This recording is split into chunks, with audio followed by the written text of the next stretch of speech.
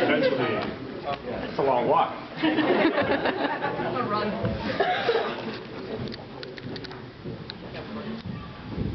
Hello.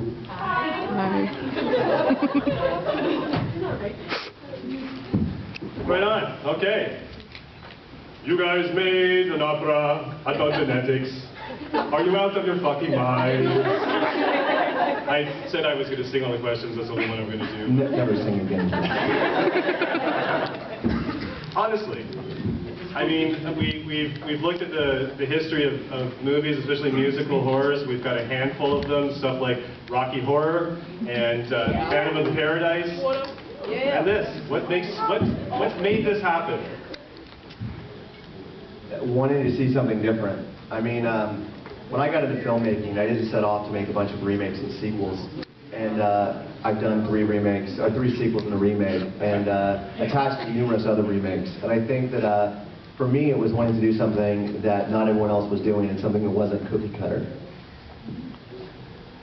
Yeah, I mean, I think as an artist, unless you get really convoluted, and that happens often, it's so much work to get a project off the ground. Unless you get completely caught up in the minutia and the politics, ultimately, I think you want to make something that you would want to see. And I know things like this are things I'd like to see. Oh, perfect. Now, I'm looking at the movie, and I'm going, Bill Moseley. Okay, you got Bill Moseley, this guy from... Oh, is that someone's phone? Go ahead and take it. It's fine. Okay. Little button power. There you go. Okay, so Texas Chainsaw Massacre. Paris Hilton, the giggling cunt who apparently will blow you. I mean, there's all these people. It's like you reached into like some horror nerd's mind and said, and Paul Sorvino, like these people, and threw them at this movie. Is that your short list? Was that the people you wanted, or did you like do the casting calls and these were the best people? How did this happen? No, I mean, you know, it's funny. You talk about. Well, there's numerous answers that we got 99.9% of the people we wanted in the very first try.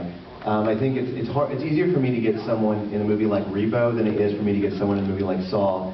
Because in Repo, you're giving them a chance to do something different, something that not everyone in the world is calling them to do.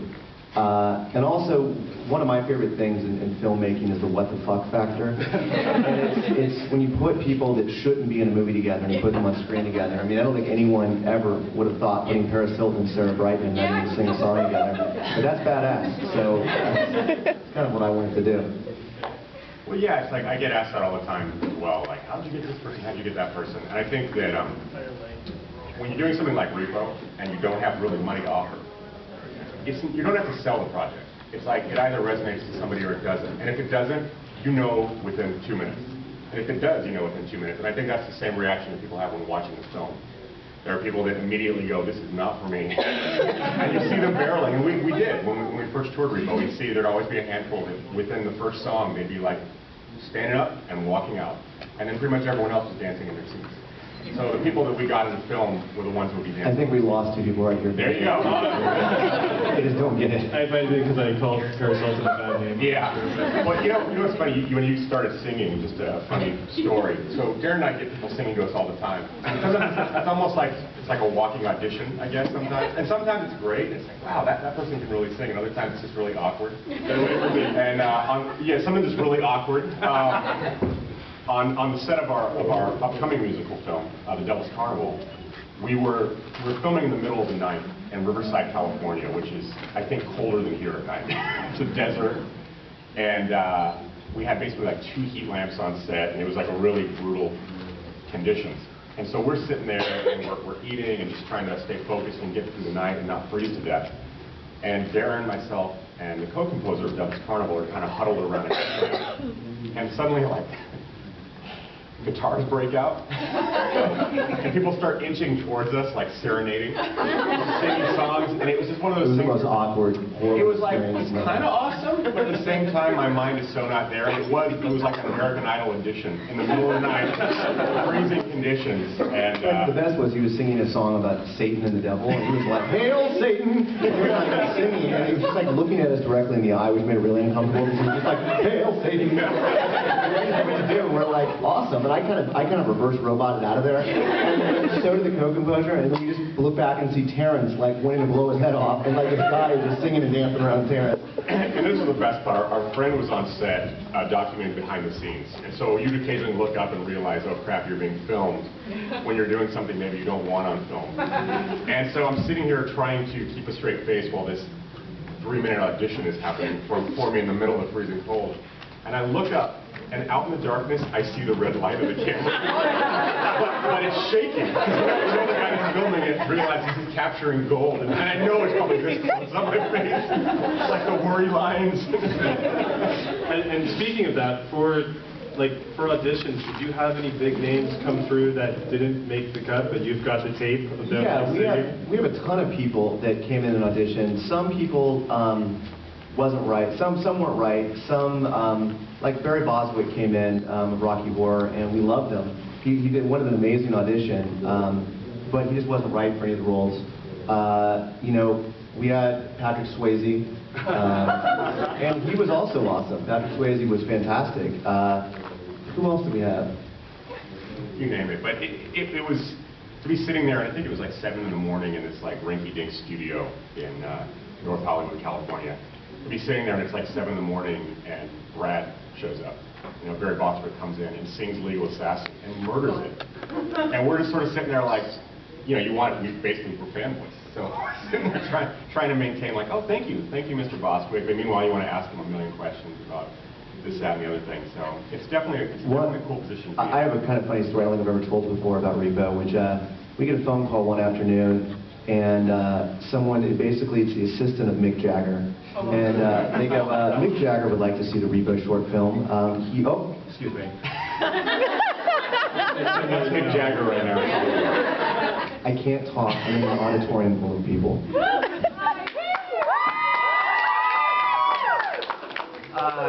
So anyway, we get a phone call and it says Mick Jagger wants to see the short film, and we kind of laughed and didn't believe it. And they're like, no, seriously, get on a plane and fly and meet Mick Jagger.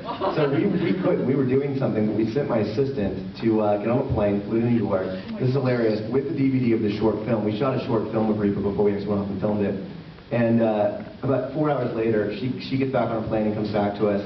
The next day we get a phone call and goes, Mick Jagger thought there was too many feather boas, he's out. That was kind of awesome. Would you take him? I mean, he's such an interesting looking dude. We found something for him. And then there was people that, again, I would love to work with on a musical thing, but there were just not right roles for them. Like, I have a huge man crush on Neil Diamond, and I've been trying to... But it's hard because there's not really any roles for him for this stuff. But yeah, we have some interesting people we talked to. That's amazing. And were there people who like were knocking on the door saying, listen, you've got to get me in this movie, like I want to be, other than Mick Jagger? Like... Now, yes, it's crazy. We couldn't, I mean, we had to beat down a lot of doors when we were doing Repo because no one really understood what it was. And we were like, no, we promise it's going to be cool. And then it came out, it was a failure. It was a tremendous failure from a commercial level. But then it formed this kind of cult fandom thanks to you guys. And then we started having actors that wanted to do movies with me that I couldn't have got them to return a call before Repo. And then we made the announcement that we're doing Devil's Carnival. We did start getting phone calls. Now, after the trailer of Devil's Carnival hit, we've got a lot of phone calls from people that are pretty exciting that want to do stuff with us. So that's cool. So tell us a little bit about Devil's Carnival. Quick question: how many of you guys have not heard of Devil's Carnival yet? Yeah. Well, what's weird, you know, I did grave robbing on stage for years, and I think it started just as a character that, you know, I kind of would like to be, but I'm not. You know, sort of this person that's standing in the shadows, commenting on royalty. You know, he's the underbelly of society, and he's standing back and peeking around and saying, "This is what's wrong." So anyway, I thought it was sort of Shakespearean, and I always liked the idea of the character. And I did it on stage for years, but it never had the audience appeal that it did until it became a movie. So I really wasn't prepared for that, which is awesome on the one hand, to be like, fuck yeah, you know, grave robbers are pretty rad. But on the other hand, it's like a pretty high thing to live up to. You know, it's like, wow, I can't be that cool all the time. I'm just not. Like, you got to say cut and right.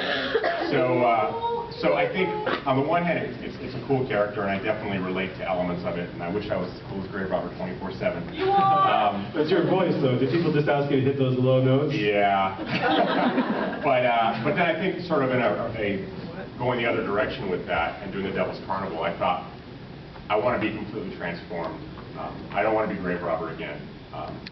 And ultimately decided horns and red paint was a better way to go. Any other questions? Yes. I'd like to know if you guys would ever consider doing the backwards thing, putting it back on stage again. Just with anything, because there's so many things, vice versa. It goes stage, movie, stage, back again. Yeah, you know what's crazy? Terrance and I were talking about this last night. We were actually talking about going back to the stage on a couple of things. I mean, again, and that's the problem with Repo, is we don't own Repo anymore. It's not ours.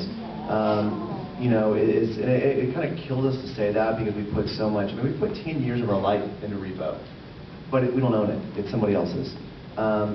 With the answer, though, could it go back on stage? Yeah, and we would love to see it. That being said, if you YouTube Repo the Genetic Opera stage, I don't think that's stopping anyone from doing it. There's hundreds of like high schools and theater troupes that are doing it. With Devil's Carnival, we'd love to go back to stage on something like that because again, I love the theater. I mean, I started off directing theater. I mean, I started off directing this theater play. Repo the Genetic Opera was a stage show, and I started off doing that. So yeah, I mean, I would love to take it back to stage because I think there's more intimate performance, obviously, a lot more audience interaction. So yeah, the answer is yes, we would love to. You know, if Devil's Carnival takes off, I'm sure you'll see a stage incarnation of what we're trying to do with it. There's something about that there? Yeah. For Repo, which scene was the most difficult to create in film? Well, filming, I think, was Needle Through a Bug or Needle a Bug that ended up getting cut from the movie for numerous reasons. But Terrance had the hang upside down in that, this huge scene. I mean, I think that was the hardest scene to film. The opera stuff was extremely hard as well because you got 300 extras, 250 extras. And we had such a little amount of time to shoot it in, and trying to make that interesting and not become cumbersome or boring. I mean, Terrance, what for you was the hardest scene? Well, I think it was 21st Century Cure.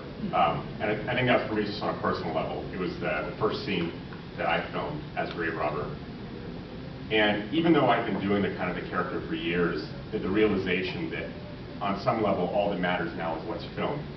And if it blows, everything up until that point is undone. And this was kind of my first film role, so knowing the people like Paul Sorvino in the film, these kind of legitimate veteran actors, it'd be pretty retarded to be the guy, oh yeah, I wrote it, and by the way, he's the guy that sucks. Put himself in a role that he couldn't handle. So I was very aware of that and self-conscious. And the day we filmed 21st Century Cure, which is typical on film sets, things run late, they run behind. So it was the last thing of the day, and it was kind of like rush, let's get it done, let's get it done. And there was a lot of fumbling over where the blocking should go, and I'm kind of inside going this is not working out. I'm feeling really self-conscious, but then meanwhile it's kind of no, but you're the badass, and you can't be shivering, you're not Shiloh. And I remember I looked at Darren and I was trying to just quickly figure out, okay, there's got to be a cool entrance, and there was these crypts, kind of things.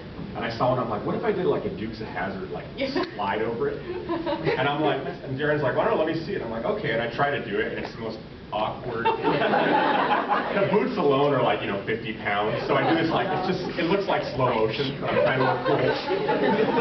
And I was okay, we're not doing that. Just creep out with a lantern. All right.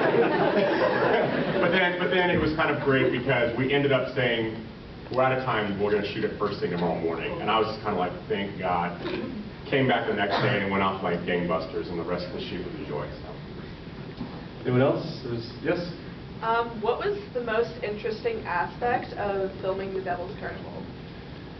There's no way to describe it. It was utter chaos and insanity. First off, we shot, as Terrance said, in Riverside, at this kind of abandoned carnival junkyard. It's where carnivals go to die. And so we were surrounded by meth houses. Oh. And my proclivities start kicking in. No, but we were robbed. Terrance chucked it down the street. We tackled the guy that stole our stuff. We caught him. They were going to try to sell it.